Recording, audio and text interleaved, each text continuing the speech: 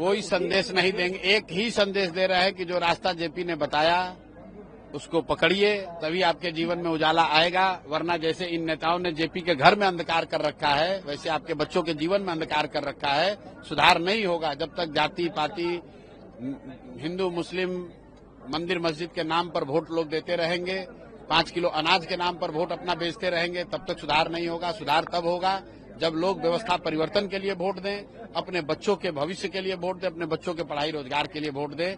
यही बात कहने के लिए आए हैं, लेकिन बात कहना कल से शुरू करेंगे। आज सिर्फ इस धरती को नमन करने आए हैं। जेपी के इस धरती को अभी हमको आने का सौभाग्य कभी नहीं मिला था, तो मैंने सोचा मैं यहाँ आऊं, कम से कम एक रात बिताऊं यहाँ पर, इस धरती को प्रणाम करूंगा, इससे प्रेरणा लूंगा और कल से यहीं से जब यात्रा शुरू करेंगे तो गांव-गांव जाएंगे, लोगों को अपनी बात बताएंगे। पिछले कुछ लोग कह रहे हैं कि हाँ मंच बना हुआ है, मंच से भाषण क्यों नहीं कर रहे हैं। भाई मैं 2 बरस मैंने पदयात्रा की है, 5000 गांव में गए हैं और कहीं पर भी मैंने मंच नहीं लगाया है। मैं मंच से भाषण देना एक अलग बात है। यहाँ पर अपनी आत्म शुद्धि के लिए आए हैं, इस धरती से प्रेरणा लेने आए हैं, इसको प्रणाम करने आए हैं। यहाँ मंच पर खड़े होकर भाषण देने के लिए तो बड़े बड़े नेता आए हैं और आप देख लीजिए इतने भाषण के बाद क्या स्थिति है।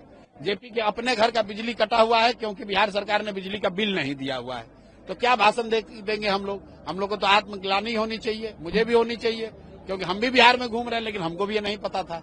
आज आए हैं तो पता चल रहा है, तो इसको स्वीकार करने में कोई नुकसान नहीं है कि भाई हमको भी पता नहीं था, आज आए हैं और ये आत्मग्लानि का कारण है। बिहार का कोई भी व्यक्ति, आप हमको सुन रहे हैं, अरे भाई आपके सबसे बड़े पुत्र यहाँ पर जेपी, उनके घर अंधकार में है, आपको नहीं पता है, यहाँ के लोगों को नहीं पता है, सरकार को नहीं पता है। 4 लाख रुपए के लिए उनका बिजली का बिल कटा, उनका घर में अंधकार है, तो प्रशांत किशोर को सुनकर क्या कीजिएगा। तो हमको यहाँ बैठने दीजिए, रात भर हम यहाँ रहेंगे। अपनी चेतना के लिए आए हैं, अपनी समझ के लिए आए हैं, यहाँ भाषण देकर लोगों से वोट मांगने के लिए नहीं आए हैं। लोग को ये जरूर कहेंगे मेरे भाई जगो, अभी से भी जगो, नहीं जगोगे तो 1 प्रशांत किशोर आए कि 10 प्रशांत किशोर, जीवन आपका सुधरेगा नहीं। अगर आप अपने बच्चों की चिंता नहीं करोगे तो दुनिया में कोई आपके बच्चों की चिंता नहीं करेगा। आप लगभग 2.5-3 सालों से बिहार में घूम रहे हैं, पदयात्रा भी कर रहे हैं, ये बिहार बदलाव यात्रा, ये दोनों कैसे अलग भाई? ये एक पॉलिटिकल यात्रा नहीं, बिल्कुल। देखिए, पदयात्रा इसलिए था जिसकी गांव-गांव जाकर जन सुराज के विचार, उस परिकल्पना, उस प्रयास के बारे में बताया जाए।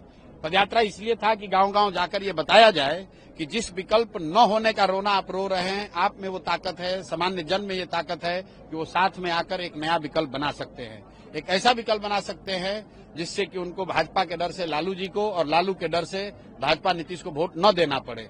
वो 2 साल हम लोगों ने प्रयास किया, लाखों लोगों को इकट्ठा किया, लोग मिलकर दल बना लिए, दल बन गया। पिछले 6 महीना से दल का संगठन भी बन गया, दल में बड़े बड़े नेता भी आ गए।